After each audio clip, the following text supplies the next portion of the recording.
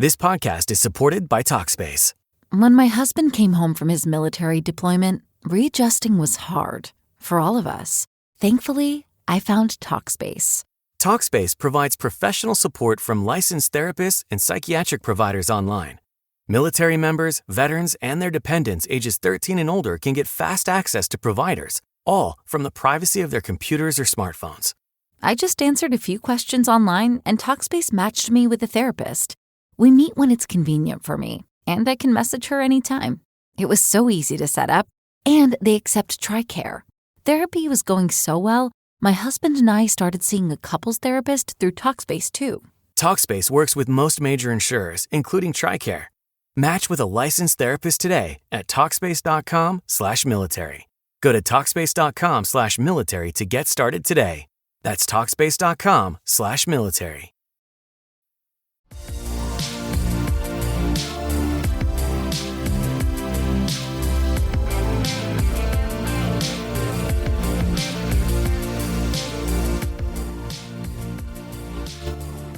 Welcome back to Hot Takes and Deep Dives, and I am here with my great friend Ryan Raftery. He debuts his brand new show at Joe's Pub this week. Ryan Raftery is a writer and performer and one of the greatest raconteurs in my personal life. You're also one of my bitchiest friends, which you know turns me on. Oh, that's high praise coming from you. I love you too. We just came from Barry's boot camp. Yeah. We just came from cafeteria, and here we are. Now, you're about to debut your brand new show, which is centered on the JonBenét Ramsey case. It opens on Friday, September 12th at Joe's Pub. I know you've been working on this for a very long time. How you feeling? More than anything else, this is a musical satire about our current society's obsession with true crime. How streamers keep blasting out these documentaries. Some of them you can tell they're just rushing to make them. Truly. Some of them are great. Did you watch the new one, Unknown Caller? Yes, I did. That was really disturbing. Yeah. And but yeah, I mean, there is a major appetite for it. 80% of all true crime fans are women. More than I don't know what the exact statistic is, but I would say many more times often than not, the woman is the victim as well. So I found something very interesting about the fact that someone could spend an entire day at work, and the way that they choose to de-stress when they come home is watching something awful happen to someone else. And what I discovered through research is it's not too dissimilar from people who like thrill rides. You get the feeling of danger with none of the consequence. And I think that is why women love true crime. And I think that maybe they're trying to subconsciously learn something to help prevent them from getting into a bad situation. I read an article in Psychology Today about this, about how certain women fall asleep to true crime podcasts. And I think that is fascinating more than anything else. And that is why I kind of changed. Originally, this was a musical about the JonBenét Ramsey case, and that proved to be untenable very quickly. Mm-hmm. Now, moving away from JonBenét, one of my favorite things about you, just like knowing you and hanging out with you, I love how you can spin a yarn in a way that is more entertaining than the original fucking story. High praise coming from you. Yet all of the details are correct. So we were with Ben Rimmelauer in Provincetown, and you had told a story of how Barbra Streisand was trying to secure Glenn Close to play the first lesbian. Greta Kammermeyer, yeah. I remember when we left, I said to Ben, I'm like, that was the greatest story I've ever heard in my fucking life. Yeah, and Ben was like, who the it. fuck am I? Like, 'cause he's another, like, a masterful storyteller. He is a 100% Can you masterful please, storyteller. set the stage? What was the story that you told about Barbra Streisand and Glenn Close? And it was surrounding Sunset Boulevard. Right. So in a nutshell, this is, I guess, the early to mid 90s, whenever Sunset Boulevard was doing their out-of-town tryout. Oh, no, it wasn't an out-of-town tryout. There was like a full production in Los Angeles. Yes. Glenn Close was because Patty before was Broadway. Patty was famously fired. Right. So Glenn Close was doing Sunset Boulevard in LA prior to coming to Broadway, and Barbra Streisand was was about to produce this HBO movie about the first openly gay woman who served in the military, Greta Kammermeyer. It was called, I think, Serving in Silence was the name of the movie. And they wanted Glenn Close to play this role because she actually does bear a resemblance to her, but also Glenn Close is a phenomenal performer they would have been lucky to get. So Barbra and the other producers went to go see Sunset Boulevard. They were like, hey, we can see the show and then we can take her out for dinner afterwards. And Barbra hated the show, like apparently like did not like it one bit. And Barbra famously has a 100% truth-telling policy. I don't know if you know this about her. She doesn't lie. She can't lie. So then afterwards she said to her producing partner, like, I don't know what I'm going to say. I think, like I can't lie to her. I can't tell her I liked it. And then the producing partner said, did you like anything? She goes, I like the costumes. He said, talk about the costumes. So they go backstage. So they get to Glenn Close's dressing room, and Glenn sees Barbra and says, oh, I heard you were going to be here. I was so nervous because I know you just recorded 2 of these songs for the show. And then Barbra said to her, you were fine. And apparently walked past her and started like futzing with her costumes. And then they take her out for... they take her out for dinner, and then everything goes well. And then Glenn does the movie. It wins a bunch of Emmys. And they go to the Emmys, and then Barbra leaves the Emmys early to go to like Mr. Chow, and they're eating Chinese food. And there's like a big table of people, and Barbra has like duck or like, some like orange kind of like whatever she's eating, the Joanna chicken to Mr. Chow. And like with food in her mouth, she like turns to her producing partner and says, who's paying for this? That's the best. I mean, I just think that's the best story ever. I think that's just the fact that she was even thinking about it while she was chewing. How were you summoned to Stephen Sondheim's home? Oh, wow. Well, I've written a musical about Calvin Klein. Yes. I was inspired by the movie Black Swan. So instead of Natalie Portman and Mila Kunis in the world of ballet, my show is Calvin Klein and Ralph Lauren in the world of fashion, about how, something that resonated for me in Black Swan was that someone striving towards unattainable perfectionism. And like in dance, you either nail the turn or you don't. But I kind of also, I don't even know how I correlated it immediately, but there's something about fashion designers, about having to create on a schedule that really fascinated me. And regardless, some people, look at Rihanna. Some people take years before they release another album. Maybe she never will. But fashion designers, depending on who your boss is, like you have to, sometimes make as many as 4 collections a year. Anyway, that was the first time that the New York Times had ever reviewed anything I did. And it was a big deal for me. And like, it was like a full page in print and online. So then I was at a party during the run, and I was talking to this guy, and he said, I think that my husband would really be interested in your shows. And I said, who's your husband? He said, Stephen Sondheim. And I thought he was kidding. Long story short, he wasn't. And I got invited to the townhouse. And I remember like reading an interview with Lin-Manuel Miranda where he talked about the chair that you sit in, because Stephen Sondheim famously sits on a couch and then there's a chair in front of him, and then it's exactly how it happened. He was sitting on his couch surrounded by his 2 standard poodles, and he just, we talked for, I think it was like an hour and 40 minutes, and it was just, I floated home on air that night. It was incredible. What was the most interesting moment of the conversation with him? He told me he's colorblind, and I think that was fascinating. Bernadette Peters had come to see the Calvin Klein musical, so it was natural. Like I said to him, Bernadette came to the show, and like she was actually at a table that was lit at one point in the show, like the lights come on in the house, and it was just funny because she was sitting like right next to where the spotlight was, and you just saw this like shock of red curly hair. And then I told Sondheim that story, and he kind of like grimaced, and he goes, oh yeah, Bernadette has red hair. He goes, when I think of Bernadette, I think of the texture of her hair. And that's so interesting. He said that he was colorblind, and I thought that was kind of phenomenal that someone who paints with so many colors musically could not see them. But yeah, that was pretty cool. And Bernadette came to your show because Donna Karan told her to? So the I mean, how are all roads leading to Barbra? Okay, yeah. So the Calvin Klein show, again, I told you that it was Calvin Klein and Ralph Lauren, who actually knew each other growing up. They're from the same neighborhood in the Bronx. And in my show, Calvin is obsessed with the fact that Ralph is trying to steal ideas from him. This is all, completely a figment of my imagination. And then Calvin is just like, if only there was another American designer who could take some of the attention off of me. And Calvin's working late in his studio one night, and a cleaning lady comes in to clean up, and she's like, should I come back? He's like, no, do whatever you need to.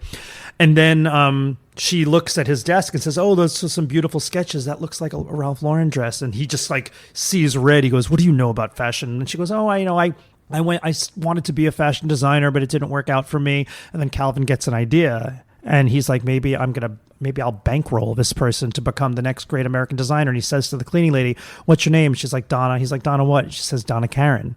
And this is obviously not true. I made it up, but it made it into the New York Times article, and it got back to Donna Karen, where people were saying to her, I didn't know you were Calvin's maid.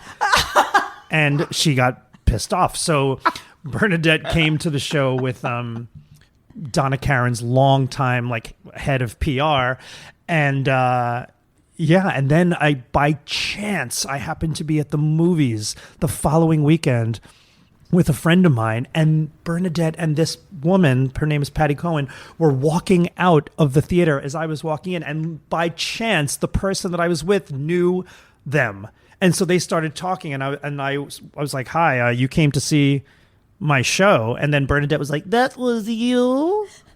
And then she was like, and then her friend, they were like, yeah, initially we thought it was kind of mean that you were saying that about Donna, but then they saw the show, and they just could tell that it was a total joke, and all was And how did Gwyneth Paltrow wind up at one of your shows? And by the way, were all of these at Joe's Pub? Yes. Yeah, all these shows are at Joe's Pub. And how did Gwyneth Paltrow her way to you? Okay, so Gwyneth Paltrow, the same show, the Calvin Klein show. Again, the power of the New York Times. Once it was reviewed, it was a lot of people came to see it, which was very, very cool and flattering. And then I heard from, you know who Derek Blasberg is? Yeah. So Derek Blasberg reached out to me on Instagram, and he said that he wanted to bring David Geffen. And then, so in the Calvin Klein show, Calvin is slowly going crazy, in Black Swan. Yeah. Just kind of, and all these different characters are played by dolls in the show. And David Geffen was a doll in the show. He was a little those troll dolls with the hair. Yeah. And then Derek Blasberg said, I'm going to bring David Geffen to your show, but is it true that you have him portrayed as a troll doll? And I'm like, yeah. He's like, maybe change it. And, and then I was like, well, if David Geffen wants to come see my show, I mean, I will. Yeah. I mean, it could easily be a Ken doll. It didn't have to be a troll doll. So I did, I changed it, but then he reached out and said, David doesn't want to come. And I was like, okay. And he's like, but I'm going to bring somebody else who's really great. And then he brought Gwyneth, and she could not have been nicer. She brought her children, and she brought another friend of hers. And I remember, obviously I knew where she was sitting, and she was just beaming the whole show. With her, she was she had her chin propped up in her hands, just huge smile on her face. She came backstage afterwards and took photos.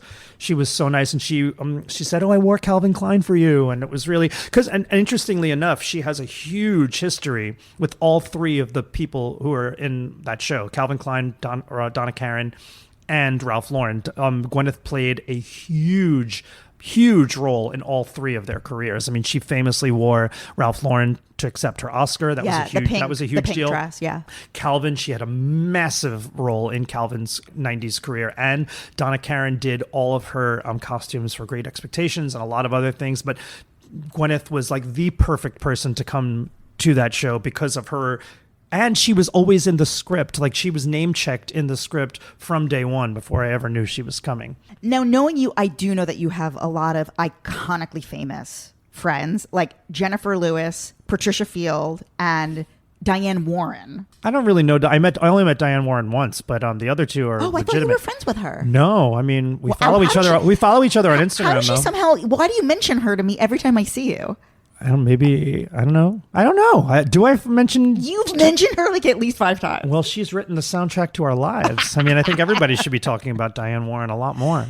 But how did you come to know Patricia Field and Jennifer Lewis, who you have legitimate relationships with? Yes. Well, Pat Field is one of the most incredible people I've ever met in my life. I don't know anybody who has a bad word to say about her. She is a legitimate legend, has done so much for the community at her store. We met through the Calvin Klein show. So she didn't remember this, but she dressed me. I was on 2 episodes of Ugly Betty where she was the costume designer. Because you used to be an actor. Yeah. Well, I still kind of am. Still kind of, my apologies. But you moved you to can LA. edit that out. No. You originally moved to LA to pursue an acting career. Yes. That's true. So I didn't know you were in 2 episodes of Ugly Betty. Mm-hmm. Yeah, and Pat, there was an episode where Michael Urie's character was supposed to get promoted, and then I was going to be Wilhelmina's new assistant. Okay. And the fitting for that episode, Pat, smoked inside. Yes. And always sat on a metal folding chair. And they put me in this sharkskin Valentino suit, and I love wearing white athletic socks. I do it all the time, regardless of I'm wearing dress shoes or not. And Pat was like, "Oh, I like that. Let's leave the white socks in and just give him a pair of loafers." And then, so it was obviously iconic to be able to quote unquote work with her. And then when I did the Calvin Klein show again, because of that New York Times article, Pat came to see it. And then one day the stage manager says, "Patricia Field is here and she wants to come backstage and meet you." And then she came backstage, and she and I were actually trying to work on a project together with Stephen Trask, who wrote Hedwig. Yeah, Stephen Trask and I were going to write the Patricia Field musical, and then for whatever reason, these things. That's a great idea. Yeah, I mean, and we had a great idea for it. Maybe it'll still happen, but it didn't work. But through that instance, Pat and I started hanging out a lot. She wanted me to get to know her, so because I was going to be writing the book of this musical, and then we really hit it off, and we hung out a lot during COVID. I would go over to her apartment. She has this great patio, and she's just cool as fuck. She's just a very easy person to get along with. Yeah, I love hanging out with Pat. She's incredible. And Jennifer is Jennifer Lewis, yes. Jennifer, it's funny, whenever Jennifer and I are together, people are like, "How do you two know each other?" How do you know each other? We met through Mark Shaman. She and Mark Shaman are best friends, and Mark and I knew each other. I met Mark in LA, and then Jennifer was doing Hairspray when they were closing Hairspray, and then Mark had a house that he was renting for the summer, and he invited me and Jennifer, and then we just kind of bonded, and we've just been friends ever since. And whenever she comes to New York, we see each other, we FaceTime all the time. She's another one. She's just a really incredible kind of fairy godmother. You had that really funny Instagram story where she was going on and on with or she was literally just performing in the streets for strangers. Well, yeah, I mean, she has boundless amounts of energy, and when she's in public, yeah, people, recognize her. And then this is a funny story. The last time she was here, she said, "Will you come with me to Saks? I have to, I want to thank somebody who delivered sunglasses I bought." I was like, "Why do you want to go to Saks on a Sunday?" And so we go to Saks Fifth Avenue, and we go to the second floor, and she says, "Hey, can I speak with Melody?" And everybody kind of gets a sad, weird look on their face, and they go, "I'm sorry, I don't know how to tell you this, but Melody died." And then Jennifer literally, at full volume, says, "Do you mean that bitch died delivering my Chanel sunglasses to the plaza?" And they were like, "Oh, no, wait, you think you're talking about Melanie?" Or they got the name wrong, but it was a very close. But I just love that Jennifer screamed, "You mean to tell me that bitch died delivering my Chanel sunglasses?" But that is who she is. She is 100% performance all the time, but realism and performance slamming together at 1,000 times a second. You told me that you were hanging out in her hotel room one time and she was, I think, telling you the story of her injury. Yeah. And she performed it as if she was performing it on a Broadway stage. I remember I was biting the insides of my cheeks so hard I think I tasted blood, because she was just giving a performance like someone was like her life depended on it. Like she was telling the story, and it was just the two of you and it was alone. just the two of us in a hotel room. Like, and then I remember it was raining, and I was sitting in a chair against the window, and it was raining, like it was the sun was setting, and it was central, like the hotel room was on Central Park, so it was raining, and like dramatically raining, just cinematically falling down the window pane. And Jennifer, as she was telling the story, she came and stood next to me and sat on the windowsill, like was telling the story. And then after she was done, I was like, you walked over to the windowsill because you knew it would look better because the rain was falling behind you. She said, absolutely. I mean, I was the only person there. That's why she is phenomenal. How long were you in LA? I think I was there for about 5 years. Yeah. And you were an early adopter of Barry's boot camp out there. Yeah, I worked there. It's how I met. You worked at Barry's. I worked the front desk. Yeah, I worked at the front desk with my best friend, Barry Dale Johnson. He and I met at Barry's boot camp, and then we both started working there. But he's not the Barry. No, he's not. He's not the Barry. I'm kidding. But the Barry, so when we worked there, I'd have to be there at 5 a.m. Like you have to be there at 5 a.m. to open up the doors. Yeah. And then sometimes Barry would make me take class. Like if he would like make you take class, and he was a force of nature, and I'm sure he still is. I don't think he's involved in the business anymore. Yeah. But yeah, I mean, and he did that to a lot of people who worked at the desk. Like he would just be like, he would open the door and be like, get in here. Here's my question. Bob Harper taught there all the I time know. too, yeah. Here's my question though. Why do people say Barry's is a cult? I mean, and obviously I did tons of research on this and, devoted a lot of my year to this concept, but I really don't think Barry's is a cult because you do not have a relationship with the instructor. They're not on an elevated platform. They're not spewing their own personal thoughts and feelings and traumas at you. And there's no connection to the music. Like you're not moving your body in rhythm. True. There's no emotional arc. The way Soul Cycle is entirely built on an emotional arc. And quite frankly, the physical aspect is an afterthought. Barry's is entirely the opposite. Yet why do so many people in my life say Barry's is a cult? I think there's a really easy answer to that, and I'd like to say that I am not being paid to say this, but the results from Barry's bootcamp are probably better. I think. Well, yes, of course. I think that's why people say you catch the fever. That's what people used to say when I worked there. Like you start to see results. Like it's a really, really great, intense workout. That's why. I guess. I mean, I don't know. I mean, I've only taken the Soul Cycle class once. But in what way is it a cult? Because people aren't like feverishly like looking to sign up and like buying packages, paying like 3 times the price to ensure that they can get a specific spot in class. That's the cultish cult to Soul Cycle. I guess I don't understand why that word is projected onto Barry. Honey. People don't know from fucking cult unless you were at Soul Cycle in the heyday. You do not know. I mean, I know. I've listened to your podcast. Yeah. I mean, you really. And you know what's so funny? But can I just say something that's so funny? Yeah. I literally was looking at my app to sign up for our class today, and yesterday was my 1200th class. What? Yeah. Well, it's over a decade. It's like this is like 12 years I've been going. That's still that's impressive. That's a lot. Pull up your number right now. It's definitely nowhere near. Let's see. That. Only 137. What was the culture like in the early days of Barry's? This was probably before they even had a New York City location, when it was just West Hollywood. Mm-hmm. What was and obviously the famous stories of Barry like bouncing up and down on your chest and like running to your fucking house if you missed class. True. But what else was the culture like as an employee? It was much more culty then than it is now.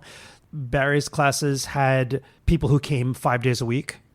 At like 6:30 in the morning, but Bob Harper's class was also like a huge issue that people would fight for certain spots, and then once obviously there's only X amount of people that you can allow into the class, so it was very teacher centric. It wasn't about the classes per se. It was about who was teaching them, and Bob was a very big star.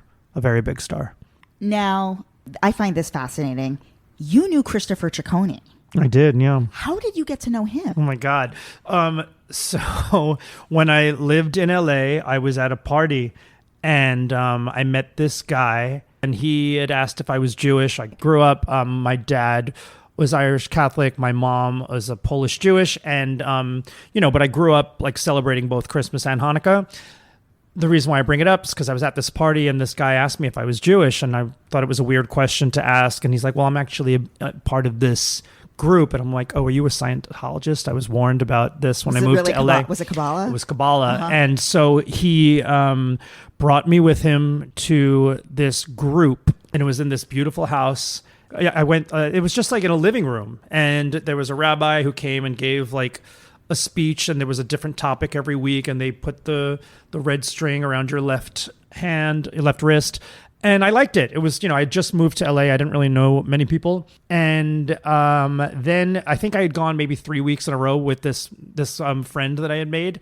And then he said, hey, I'm not going to be here next week. Why don't you ask the person who owns the house? Like, why don't you ask her if you can come without me? And then I asked her, I said, hey, Scott's not coming next week. Can I come? She said, absolutely. It's great to have different people of different ages in the group. So the next week I show up. And I go into the kitchen, and she's there with her husband and her child. And she said, hey, can you bring the Kabbalah water into the living room? And so Chris was in this group for these 3 weeks. Okay. I think my friend may have told me who he was, but I didn't know the context or whatever. So the point that I'm laboring towards is the time 4 weeks in, when I went by myself, I carried the Kabbalah water into the living room, and Madonna was sitting on the couch by herself, like reading something.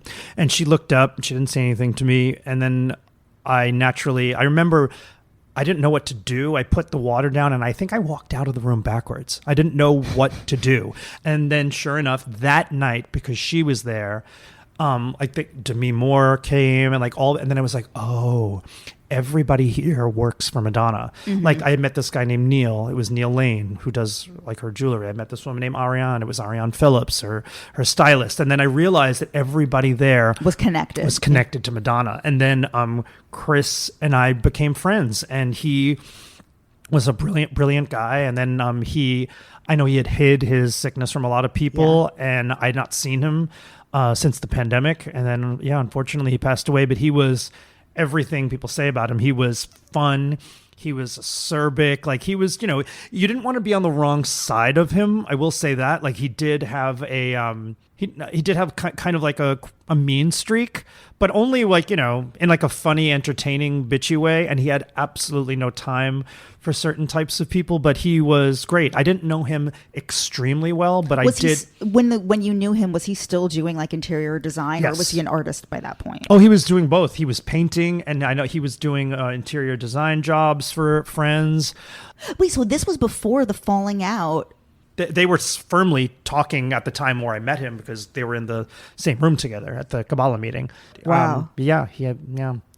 So I didn't know you were in the 2 episodes of Ugly Betty. Did anything else really pop for you? Like sort of like in a fun way like that when you were acting in LA?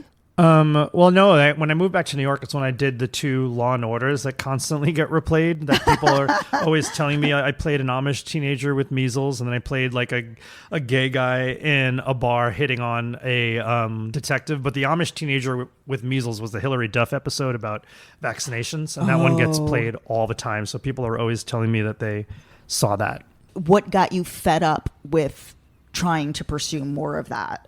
I just always wanted to be on stage, and that's why I moved back to New York. And then for whatever reason, it just didn't materialize on Broadway. I auditioned for a bunch of stuff, and I mean that could be for a million different reasons, none of which has anything to do with me. But and then I'm lucky that I was able to write things for myself, and then thankfully that's kind of how it happened. And like the Anna Wintour show was the first one I ever did. I wrote it when I was working as an assistant in the PR department at Coach. And it was around the time that Coach was showing at New York Fashion Week for the first time.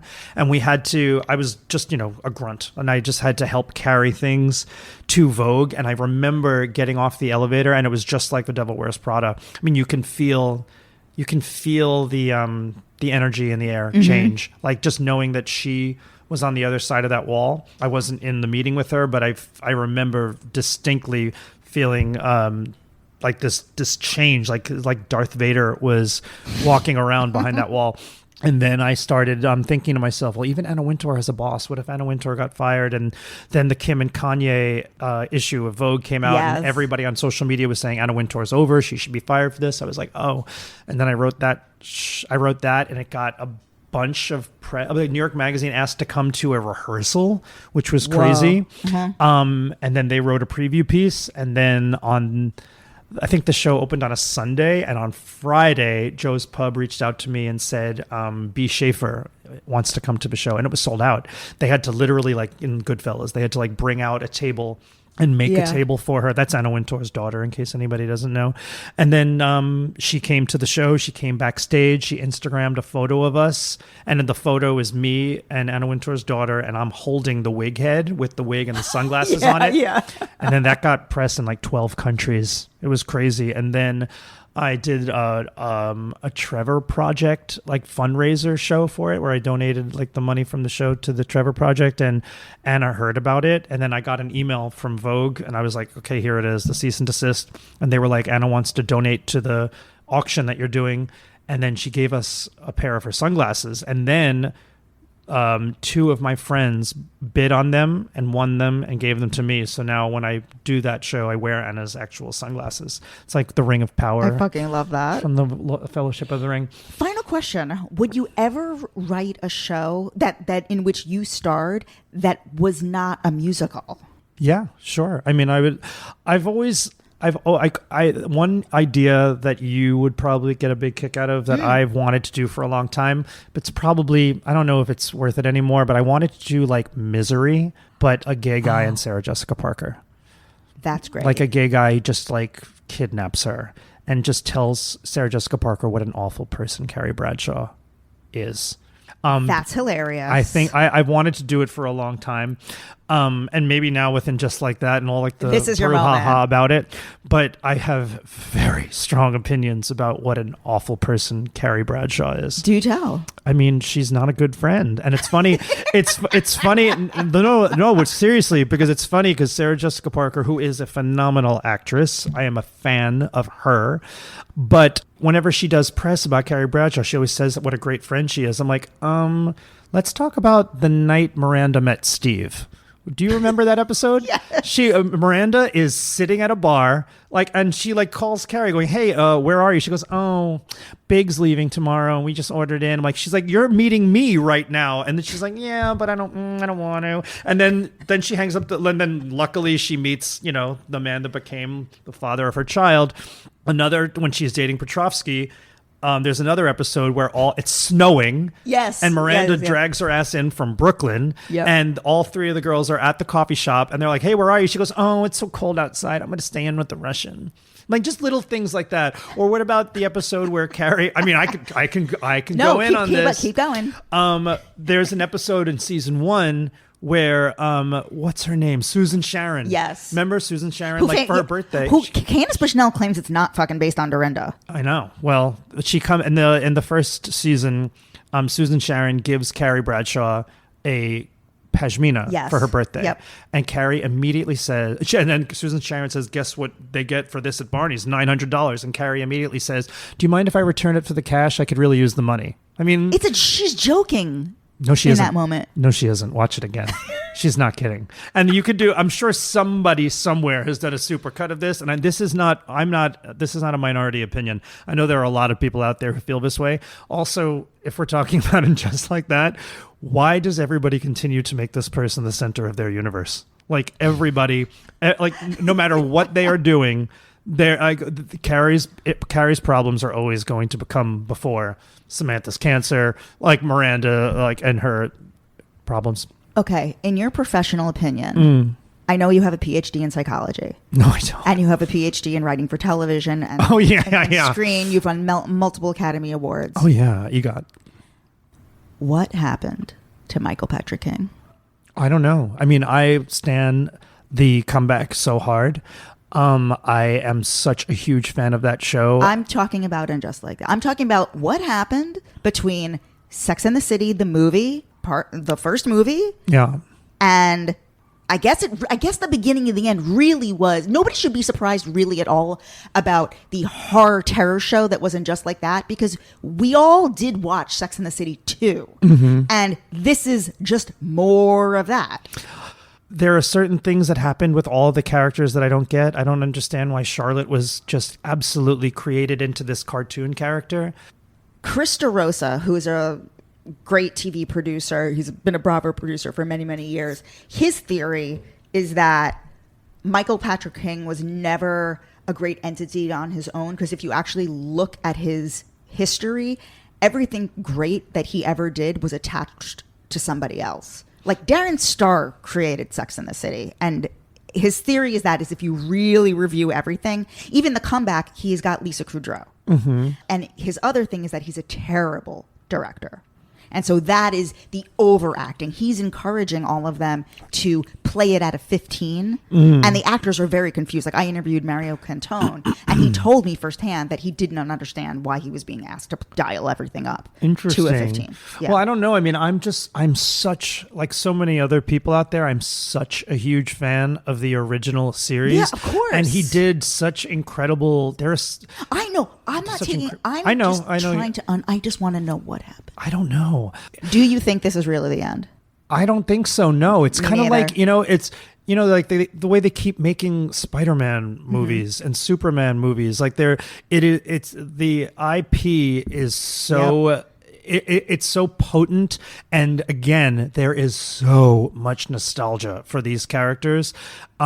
I mean, I would love to see. I know it'll never happen, but I would love to see Samantha. This is my prediction. Okay, this is my prediction. You're hitting on it right now. Yeah. I think in 2027, 2028, there is going to be something that is going to actually. They're going to wipe out, and just like that, anything plot-wise that happened, because they have no problem doing that. Yeah. Just like complete undoing actual plot that happened. They will pretend like shit never happened. They will rewrite history 17 times over, and they're going to go back to the end of Sex and the City 1 film. I would be surprised if Chris Nothry appears. Yeah. Okay. And I do believe they will pay Kim Cattrall whatever the fuck she wants. She will be dressed by Patricia Field. Oh yeah. And something I believe my prediction is it's going to be like a 90-minute wrap it up thing on HBO. It's not going to be in the theaters. It's going to be on HBO. And that's what we're going to get. And it's going to tie up everything the way we want it to. I think that would be great. Again, this is a show that people have such deep roots in, regardless of whether you watched it when it was originally on or you discovered it later on in life. Like, it doesn't matter. That original show was it captured the zeitgeist in such a way. It introduced so many new, like, the he's not that into you kind of ideas. Like, it was just, it's so rare for a television show to really hit Magnolia Bakery to hit on all those cylinders. And it's a New York that doesn't exist anymore. Final thing for you. Do you have any rituals? Why are you laughing? I don't know. Final thing for you. So wait, let's go back to JonBenét and the new show. Why did you have to rework it from a musical about JonBenét to like change the scope for it to be more of an observation on our obsession with true crime? Originally, this was a musical about the JonBenét Ramsey case, and that proved to be untenable very quickly for a lot of reasons. And there are, you can put your toe on the line. You don't want to cross it in, especially in the medium in which I work. So I eventually said to there was going to be a podcaster character in the story originally, but then I was like, what if it was about this girl? What if this is just one of these girls that does come home from work and does fall asleep to true crime podcasts? And then I started thinking, how interesting would it be for, I've done 7 shows prior to this that have all focused on pop culture, but they focused on one person, a celebrity that exists in the real world. Like Martha Stewart, Kris Jenner, Ivanka Trump, Andy Warhol, Andy Cohen, Calvin Klein. Anna Wintour, did I say her? Yeah. Oh, no, yeah. Anna Wintour. And these are all obviously real people that have affected the way we see the world. And I thought there might be something interesting in the evolution of what I do if I created a character from thin air, but still dealt with pop culture in some way. And regardless of how we feel about it, the JonBenét Ramsey case is now embedded in pop culture. It has been 29 years since this has happened, and we will never know who did it. I firmly believe that. And every few years, I have chills even talking about it, every few years her name manifests. And whether it's in a Simpsons episode, American Horror Story, a Lady Gaga song, she's constantly referenced. What Lady Gaga song? Dance in the Dark, Marilyn, Judy, Sylvia, Tell Them How You Feel, Girls, Work Your Blonde, Benet Ramsey. Then she says blonde Benet Ramsey. Oh, wow. But and that's the thing. Once your ear is attuned to it, you pay attention. You'll see that this is a name that we now associate to, whether it's child. There's no Honey Boo Boo without JonBenét. There's no Toddlers and Tiaras without JonBenét, because this case introduced the world to child beauty pageants, which had been a thing in the South for a long time, but we didn't know about that. And another thing that people don't talk about too much is that why was there a high-res glamour shot of JonBenét on the cover of People magazine? Nobody asked, where did these photos come from? Mm-hmm. They came from the photographers who took them, who sold them to the media. And the media mainlined this story and got addicted to it. And because she was a child beauty queen, there were all these people who had video. How did we get these videos? No one ever asks these questions. They were sold by the other parents who were taking video of the contests and sold to the media. And because we have video of this girl, and because we have so many photos of this girl, we've seen her face over and over and over again. Alive. Not only that, but we care about her because we've seen her face so many times. But my show, clearly I'm not making fun of any of this. Any kind of comedy that exists in my show comes from the character that I'm playing and how she is just a girl who works in corporate America. And you can tell she's not quite right at the top of the show, but she goes crazy because she has, of course, heard of the JonBenét Ramsey case, but she discovers at the top of the show the Netflix documentary because she comes home from work and she's, at the top of the show, she comes home. Her boyfriend has left a message for her saying he's not coming over because he hasn't been able to sleep the last few nights because she made him watch the Gabby Petito documentary and it really messed him up. And he's like, listen, you're weird. I don't want. And then you get the sense that this has happened to her before. So she likes to come home and she likes to spend, whether it's 90 minutes on a documentary or a week listening to a podcast series, but she likes to solve something. She likes to spend the time listening. Like she says at the top of the show, she goes, all I want is a little pain-tertainment before bed.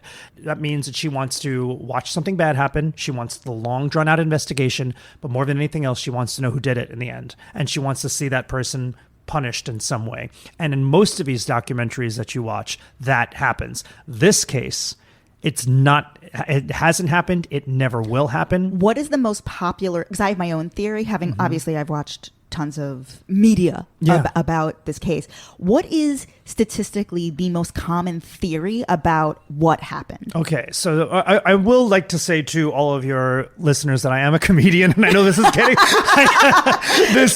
this is getting but there you can't write a show about this without being at least a low grade expert on it, and I have become a low grade expert on this case.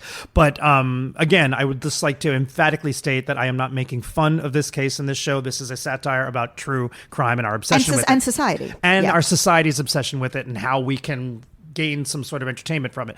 To answer your question, statistically, when a child under the age of 10 is murdered, the likelihood of parental involvement is 61%. So the popular theories are the mom did it, the dad did it, the brother did it, an intruder did it. Those are the four main theories. So you, as Ryan Raftery, before you started working on this show, what was your own personal theory? The obvious place to go is the mom, because she, in all of the interviews that she gave, she just seemed, if this were a Lifetime movie, she would be the villain because it makes the most sense. She is the only person that could be tied to multiple pieces of evidence that exist in the crime. The fibers from the jacket she was wearing on Christmas night, the use of her own paintbrush in the crime itself, the 911 call, and the handwriting similarities to the ransom note authors. Even though They were never able to prove that it was Patsy's handwriting. There were 5 analysts who analyzed the ransom note, the longest ransom note in FBI history, 2.5 pages long. And they said, maybe Patsy wrote it. John, they said he didn't write it. But we know that the ransom note was written inside the house. There was a pad and a pen that were inside the house. Everybody agrees that they know that the ransom note was written inside the house. So all of those factors point towards Patsy. But it doesn't make any sense. Can I give you what my theory has Please. always been? I always thought it was an accidental death. The brother somehow accidentally killed the sister, and the parents were covering up for the brother. That is a common theory. That is the pineapple theory. And why is it called the pineapple theory? It's theory? called the pineapple theory because there was a bowl of pineapple in the kitchen that night, and they believe that Burke, the son, the brother, he was eating pineapple. He had gone to bed and then maybe got out of bed and went downstairs. He was eating pineapple. JonBenét followed him, took some without his permission, and he whacked her over the head. John and Patsy discovered it and covered it up for him. That's the theory that I had seen played out in various dramatizations or documentaries, and that is the one that made the most sense to me, because I don't think that let's keep this light. We don't need we're not solving the fucking case. Yeah. So I can't wait to see it. Yeah, I feel me too. like anymore you're gonna fucking play out the whole show. So I'm excited to do it. And as we said earlier, it is actually a musical. So they're parody songs. What are some of the songs that you're going to be rewriting the lyrics to and doing parodies? Sure, yeah. The first song in the show is set to Padam by Kylie Minogue, but it's true crime, a bloody blow by blow, true crime, a podcast or a TV show. And then there's I Was Made for Loving You by Kiss. There's Always Remember Us This Way from A Star Is Born by Lady Gaga. The best. There's Downtown by Petula Clark. That's the finale. They're all popular songs that a lot of people will know. And people always ask me, why don't you use original music? Why don't you work with a composer? And it's not that I would ever say no to that, but for all intents and purposes of this being a pop culture spectacle, I like the idea of using music you already know and changing the lyrics to further my narrative, which kind of compounds the joke. At least that's how I've always looked at it. And I think that it's kind of fun for someone to hear a song and leaning over to their friend going, is this? Oh yeah. And then they kind of get into the parody lyrics more than hearing a brand new song, which I wouldn't shy away from. It's just not what I do for this format. Ryan Raftery, I love you. I love you too. Tell everyone where they can follow you and how to get tickets. Do your followers know that you're cute? Because you're cute. I mean, if they follow me. Yeah, everybody, you should follow Jess too. No, because I never knew what you looked like until I listened to the show before I ever was on it. And anyway, I just thought you would get a kick out of me telling everybody that you're cute. Thank you. I'm Ryan Raftery on Instagram, and the show runs at Joe's Pub September 12 to 17. We do 2 shows on Sunday the 14th. I've never done that before. I've never done a 5:30 and a 8:30. But yeah. And the best way probably to get, if you just go to joespub.com, it'll joespub.com. They're all there. And we open on Friday night. Yay. Amazing. I'm so excited. Thanks so much for having me on. Thank you. Everyone, please follow me, JessXNYC, on Instagram. Go over to the YouTube channel, Hot Takes and Deep Dives. Throw in my name. All of these interviews are available on YouTube to watch. And we will see you soon.